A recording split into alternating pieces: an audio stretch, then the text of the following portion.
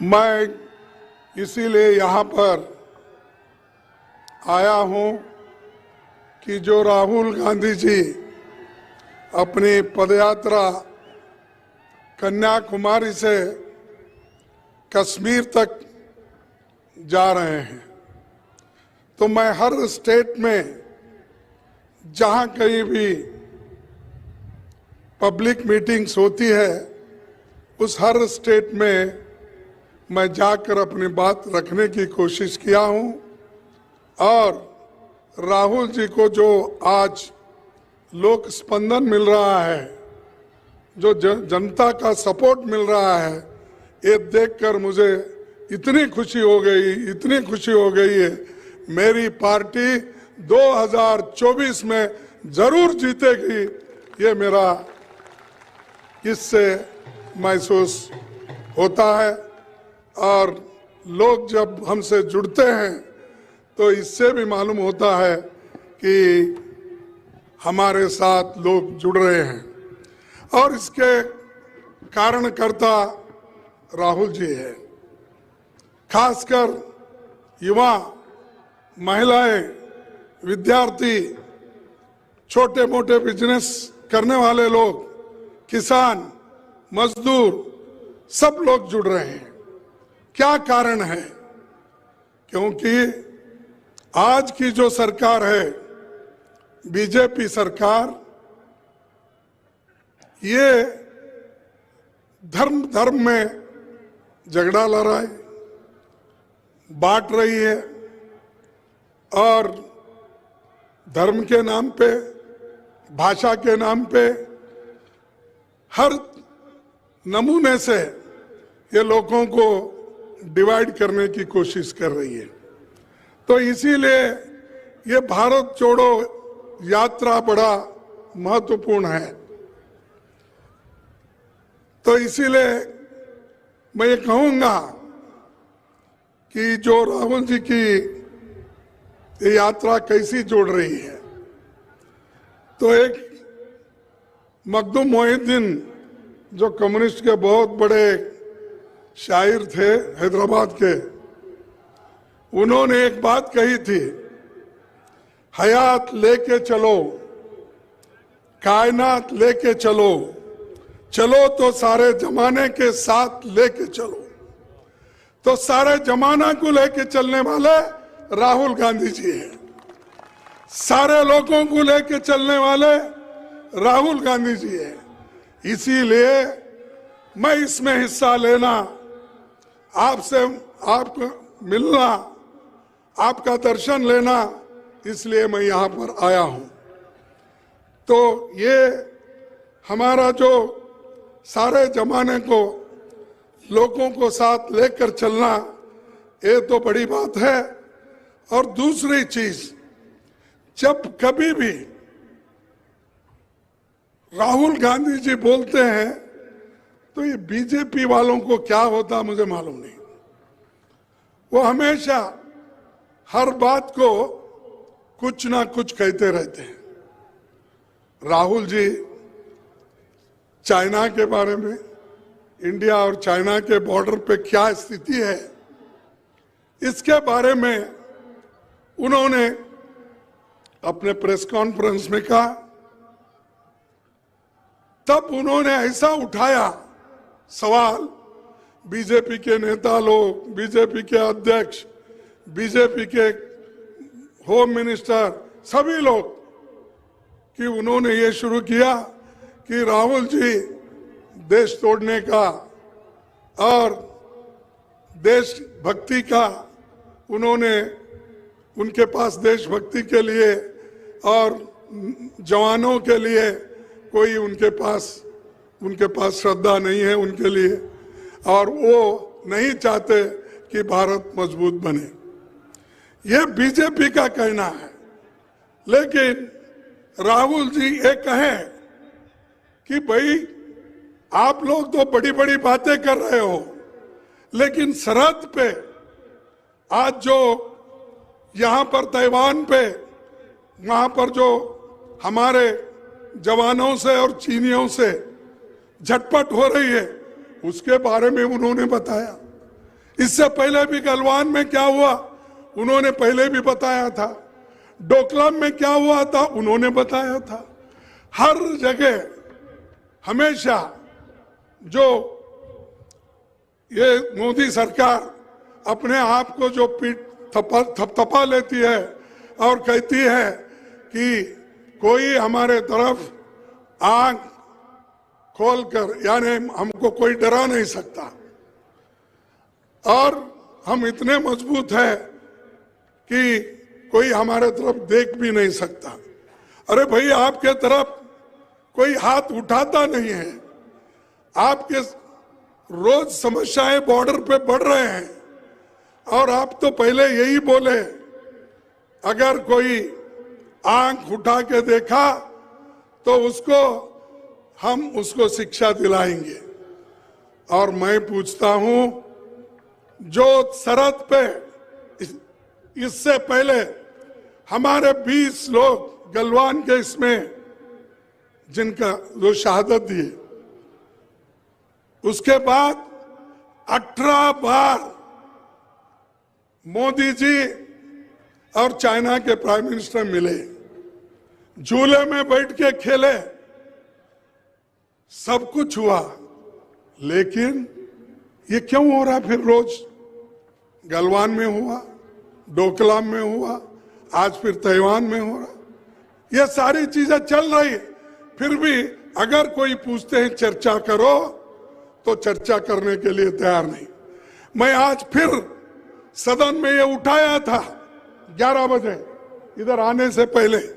मैं कहा हम कुछ नहीं, सदन में जो बॉर्डर इश्यू है, चाइना आज जो आक्रमण कर रहा है उसके बारे में हम चर्चा चाहते हैं, दूसरा कुछ नहीं। लेकिन वो चर्चा के लिए तैयार नहीं है। बाहर तो शेर के जैसा बात करते हैं, लेकिन उनका जो चलना है वो सिर्फ आप देखेंगे तो चूहे के जैसा है। हम कह रहे हैं उनको, भाई हम सदन में बात करना चाहते हैं, लोकसभा में, राज्यसभा में हम नोटिस देते हैं, नोटिस देने के बावजूद भी वो चर्चा के लिए तैयार नहीं। आज तो मुझे ताजुब लगा कि किसी पे टिप्पणी नहीं करना चाहता हूं और सदन के अंदर जो हुआ उसके बारे में मैं यहां पर आपको बताना भी उचित नहीं समझता हूं। लेकिन हमने जो चाइना जो अतिक्रमण कर रहा है उसके बारे में चर्चा करने के लिए पूछे तो चर्चा को उन्होंने अवकाश नहीं दिया। उन्होंने कहा चर्चा की आवश्यकता नहीं है।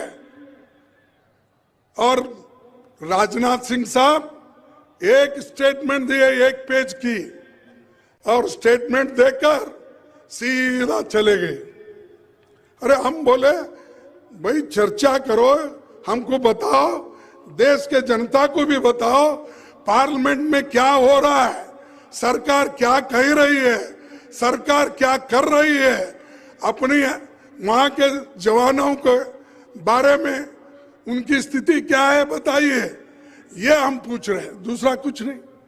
देश के साथ हम हैं, राहुल गांधी जी देश के साथ है, कांग्रेस देश के साथ है, हम सभी लोग मिलकर इस देश की रक्षा के लिए एक होकर लड़ेंगे। लेकिन आप छुपाते क्यों हो? आप क्यों छुपा रहे हो? तो यही पूछ रहे थे, लेकिन वो लोग उत्तर देने के लिए तैयार नहीं, चर्चा के लिए नहीं, चर्चा से भाग रहे हैं।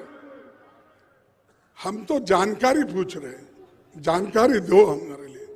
तो इसलिए दोस्तों, मैं आपसे यही कहूंगा कि ये सरकार तो बात तो जोरों से करती है, शोर लगा के करती है, लेकिन डेमोक्रेसी को खत्म कर रही। रोज जो ऑटोनमस बॉडीज है उनके जो अधिकार है उसको खत्म कर रही है। ईडी, सीबीआई, सीवीसी, जितने भी एजेंसीज हैं, उन एजेंसी का उपयोग करके उन्होंने सबको डराने की कोशिश कर रहे हैं। और कांग्रेस को भी डराने की कोशिश कर रहे हैं। लेकिन कांग्रेस वाले कभी नहीं डरेंगे। देश को हमने आजादी लाई है, देश को आजादी दिलाई है और देश के एकता के लिए श्रीमती इंदिरा गांधी जी अपनी जान कुर्बान करी है। राजीव गांधी जी अपने जान दिए हैं इस देश के एकता के लिए। तो ये सब हमने किया, हमने अपनी जान दी, हमारे पार्टी के नेताओं ने जान दिया। तुम क्या किए? आपके घर में कोई देश के लिए कुत्ता तो मरा है? क्या कोई तो कुर्बानी दी है? नहीं। लेकिन फिर भी वो देशभक्त, और हम कुछ भी बोलेंगे तो देशद्रोही। तो इसलिए दोस्तों, ये डेमोक्रेसी का हाल ये हो रहा है। कत्ल हुआ हमारा कुछ इस तरह किस्तों में, कत्ल हुआ हमारा कुछ इस तरह किस्तों में, कभी कातल बदल गया, कभी खंजर बदल गया। तो ये कर रहे हैं, तो ये डेमोक्रेसी को इस तरीके से खत्म कर रहे हैं। कभी कातिल बदलते हैं, कभी खंजर बदलता है। सभी लोग डेमोक्रेसी को, संविधान को खत्म करने की कोशिश कर रहे हैं। तो इसीलिए राहुल गांधी जी भारत जोड़ो यात्रा कर रहे हैं, लोगों को मिल रहे हैं, सबसे छोटे बड़े, बूढ़े, नौजवान, बच्चे, विद्यार्थी, सबको। आज ये बीजेपी की सरकार किसानों के बारे में नहीं सोचती। आपके इनकम को डबल करने का उन्होंने कहा, नहीं किया।